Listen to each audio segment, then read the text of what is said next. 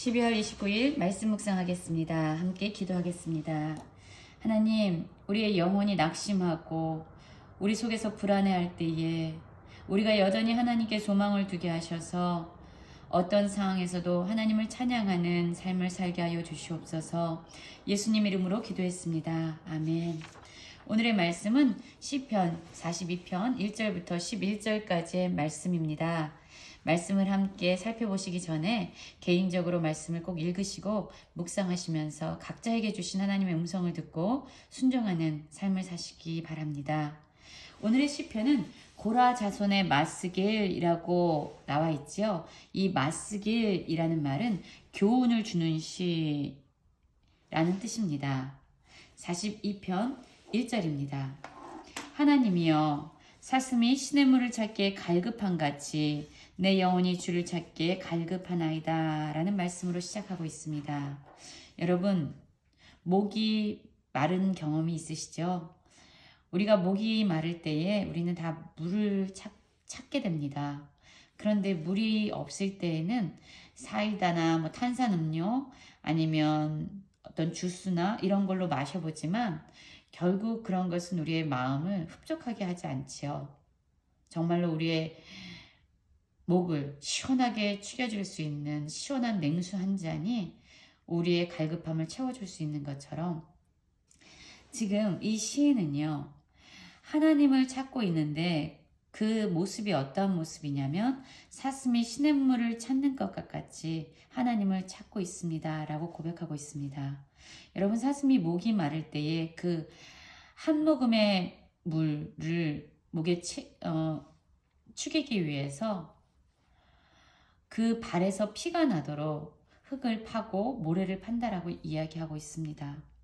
그렇게 갈급한 마음으로 목에 한 모금의 물을 축이기 위해서 사슴은 물을 찾습니다. 지금 우리는 어떻습니까? 우리의 영혼에 진정한 만족을 주실 수 있는 하나님을 찾고 있습니까? 하나님만이 우리의 영혼을 진정 채우실 수 있는 분인데 혹시 우리는 이 공허한 마음을, 이 불안한 마음을 다른 것으로 채우려고 해보지만 여전히 공허하고 여전히 갈급하고 여전히 불안한 그런 상태에서 삶을 살아가고 있지 않습니까? 오늘 시에는 이렇게 말합니다. 내 영혼이 하나님 곧 살아계신 하나님을 갈망하나니 내가 어느 때에 나아가서 하나님의 얼굴을 배울까? 정말로 이 시인은요, 하나님을 너무 갈망하고 그분의 얼굴을 보기를 원하고 있습니다. 그런데 사람들은 하나님을 갈망하는 이 시인에게 이렇게 이야기하죠. 종일 내게 하는 말이 내 하나님이 어디 있느냐?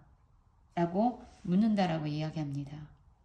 이 시인은 하나님을 찾고 있지만 그 주변에 있는 모든 사람들은 하나님을 찾고 있는 이 시인을 향해서 너가 그 상황 가운데 있는데 정말로 하나님이 살아계시긴 한 거냐?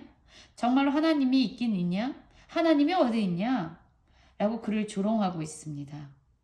그렇기 때문에 이 시인은 내 눈물이 쥐하로 내 음식이 되었다라고 고백합니다.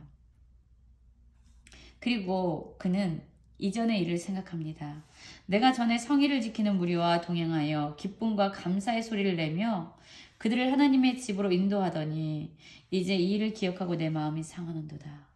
함께 하나님을 예배하는 때가 있었던 거예요.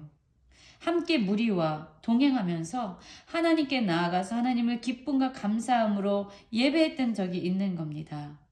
그런데 지금은 어떤 상황인지 그 일을 할 수 없게 된 거죠. 하나님을 예배하고 하나님께 나아가서 하나님께 찬양하고 기뻐하면서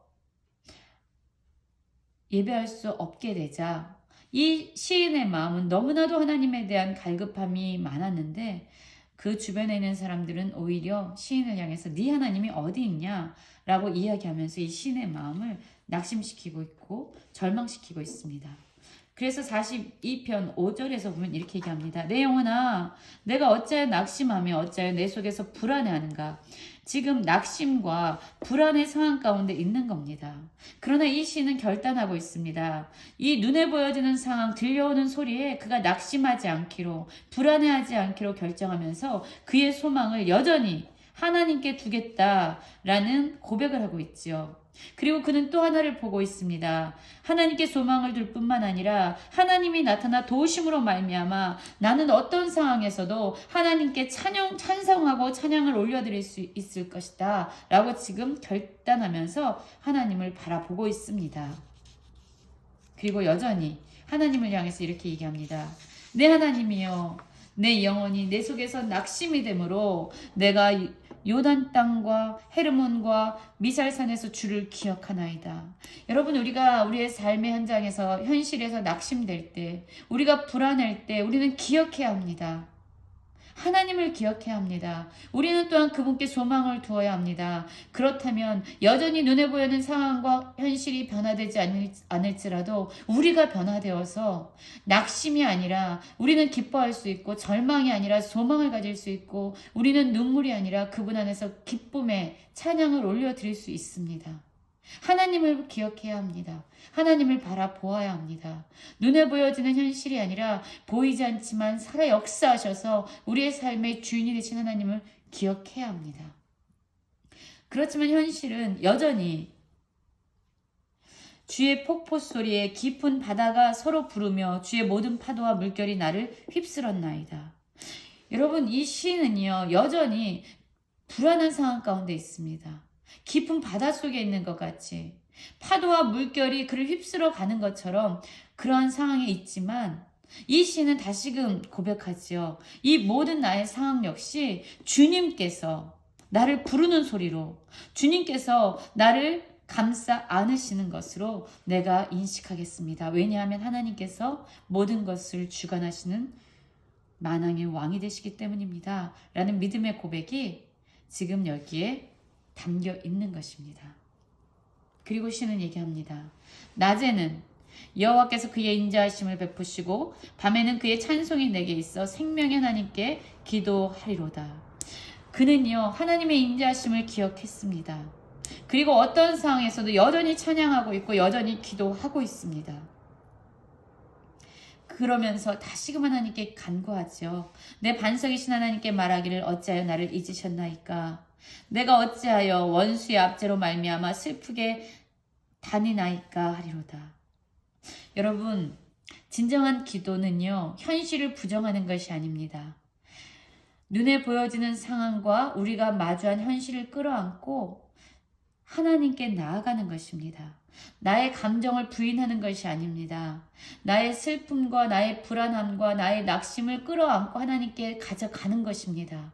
그러면 우리의 하나님께서요 우리의 기도를 들으시고 우리의 낙심을 변화시켜 주시고 우리의 절망을 변화시켜 주십니다. 우리의 슬픔을 변화시켜 주시고 우리의 모든 것을 변화시켜 주시죠.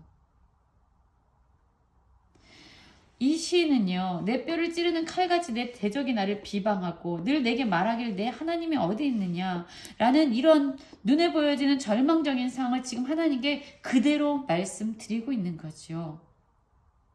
그런데 여러분, 기도는 놀라운 힘을 가지고 있습니다. 기도는요 눈에 보여지는 상황과 환경이 변화되지 않았는데요 먼저 우리를 변화시킵니다. 우리를 변화시켜서 우리의 눈을 열어 보이지 않았던 하나님을 보게 하고요. 듣지 못했던 하나님의 음성을 듣게 하고요. 잃어버렸던 소망을 찾게 하고요. 찬양의 소리를 우리 깊은 속으로부터 다시금 끌어올리는 것이 바로 기도의 역사입니다. 42편 11절에서 보면은요. 다시금 이것을 5절에서 했던 말씀을 다시 한번 반복합니다. 내 영혼아, 내가 어찌하여 낙심하며 어찌하여 내 속에서 불안해하느냐. 너는 하나님께 소망을 두라. 나는 그가 나타나 도우심으로 말미암아 내 하나님을 여전히 찬송하리로다. 라고 고백하면서 눈에 보여지는 상황은 여전하지만 그럼에도 불구하고 하나님께 소망을 두고 찬양하는 이 시인의 고백이 나와 있습니다. 여러분, 오늘 말씀에서 무엇을 발견하셨습니까? 모든 것을 다 잊을지라도요 우리가 불안한 상황과 낙심하는 상황 가운데 있으면 11절 요 말씀 하나 우리 암송했으면 좋겠어요. 내 영혼아, 내가 어찌하여 낙심하며 어찌하여 내 속에서 불안해하는가. 너는 하나님께 소망을 두라. 나는 그가 나타나 도우심으로 말미암아 내 하나님을 여전히 찬송하리로다. 여러분 불안할 때, 마음에 낙심이 찾아올 때에 말씀을 암송하십시오. 그러면 우리는 여전한 소망 가운데서 하나님을 찬양하게 될 것입니다. 어떠한 상황에서도 하나님께 소망을 두고 찬양할 수 있는 모든 성도님들 되시기를 간절히 기도합니다.